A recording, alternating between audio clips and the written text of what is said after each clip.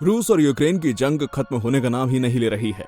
इस जंग की शुरुआत को 4 महीनों से भी अधिक का समय बीत चुका है, लेकिन यूक्रेन के शहरों से गांवों तक रूस के हमले लगातार जारी हैं। कभी ग्रेनेड से, तो कभी मिसाइलों से, तो कभी टैंक से रूसी सेना हमला कर रही है। हालांकि यूक्रेनी सेना का कहना है कि वो इन हमलों का डटकर सामना कर रहे हैं और जवाबी कार्रवाई भी कर रहे हैं। यूक्रेनी सेना की दिलेरी के तो कई किस्से अब तक आपने सुने होंगे, लेकिन आजकल यूक्रेन की एक दिलेर बकरी की चर्चा दुनिया भर में हो रही है, क्योंकि इस बकरी की वजह से रूसी सेना दर्जनों सैनिक मारे गए हैं और कई घायल हैं। इस बकरी की कहानी कुछ यूं है। दक्षिण पूर्व यूक्रेन के जापोरिजिया ओब्लास्ट के किन्स्की रोजडोरी गांव में रूसी सैनिक ग्रेनेड का जाल बिछा रहे थे। ये जाल एक अस्पताल के चारों ओर बिछाया जा रहा था। रूसी सैनिक इस जाल को सर्कुलर डिफेंस के रूप में इस्तेमाल कर रहे थे, लेकिन पास के एक फार्म से बकरी भटककर रूसी सैनिकों के पास पहुंच गई, जो पास के एक खेत में चर रही थी। इस दौरान रूसी सैनिकों के बिछाए बमों के जाल में बकरी उलझ गई। बकरी के तारों से टकराने की वजह से ग्रेनेड फट गए। बात करें हैंड ग्रेनेड की, जो अक्सर युद्ध में इस्तेमाल किए जाते हैं, तो इन्हें टाइम डिले फ्रेगमेंटेशन कहते हैं।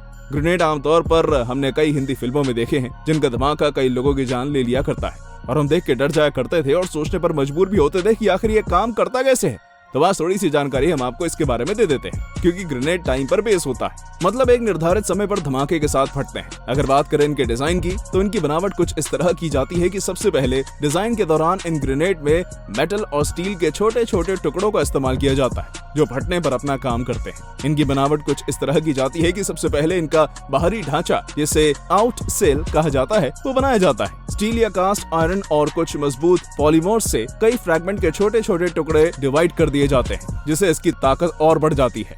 अब जानते हैं काम कैसे करता है। सबसे पहले ग्रेनेड में एक सेफ्टी पिन होता है, जिसका खोलने पर ये एक्टिव हो जाता है, यानी कि इसके बाद ही ग्रेनेड में धमाका हो सकता है। जैसे ही सेफ्टी पिन हटाई जाती है, तो उससे बंधा हुआ एक स्ट्राइकर लीवर खुल जाता है। स्ट्राइकर के ठीक नीचे ही स्ट्राइकर स्प्रिंग होता है, जो स्ट्राइकर लीवर के खुलने के बाद घूमते हुए नीचे आती है, और फिर स्ट्राइकर वहां मौजूद प्राइम परक्यूशन कैप से टकराता है। ये प्राइम पोंटोलाइट बारूद या स्काइलोट्रॉन नाम के केमिकल से बना होता है। फ्यूज के साथ टकराने पर ये चिंगारी या यूं कह ले कि स्पार्क बनाता है। प्राइमर के ठीक नीचे एक धीमे वाला केमिकल रिएक्शन होता है, जो चिंगारी की वजह से जलना शुरू कर देता है। इस केमिकल रिएक्शन को जलने में लगभग 4 से 5 सेकंड का समय लगता है। फ्यूज के साथ ही एक कैप्सूल की तरह दिखने वाला विस्फोटक होता है, जो एक ज्वलनशील पदार्थ से भरा होता है। विस्फोटक में मौजूद पदार्थ में आग लगने के कारण एक काफी बड़ा धमाका होता है, जो कि ग्रेनेड में भरे हुए बारूद के फटने की वजह से होता है, जो एक ज्वलनशील पदार्थ से भरा होता है। जैसे ही पूरा फ्यूज जल जाता है, तो मौजूद पदार्थ में आग लगने से काफी बड़ा धमाका होता है। इस भयंकर धमाके की वजह से ग्रेनेड में मौजूद फ्रैगमेंट कई हिस्सों में इधर उधर बुलेट की स्पीड से बाहर की तरफ निकलते हैं, जो उसकी रेंज में आने वाली किसी भी इंसान के शरीर में आसानी से घुस जाते हैं। अक्सर इस्तेमाल किए जाने वाले ग्रेनेड, जैसे कि M67 ग्रेनेड 5 मीटर के दायरे में मौजूद इंसान की जान लेने में सक्षम है, और लगभग 15 मीटर के दायरे में मौजूद इंसान को घायल भी कर सकती है, क्योंकि रूसी सेना ने कई सारे ग्रेनेड कनेक्ट करके एक साथ लगा रखे थे, जिससे एक ग्रेनेड के पिन निकलते ही एक के बाद एक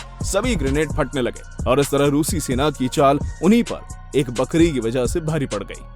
और आज की वीडियो आपको कैसी लगी, कमेंट करके अपने सुझाव जरूर दीजिएगा, और ऐसे वीडियोस देखने के लिए हमारे चैनल ट्रिपी टेक को सब्सक्राइब जरूर कर लें।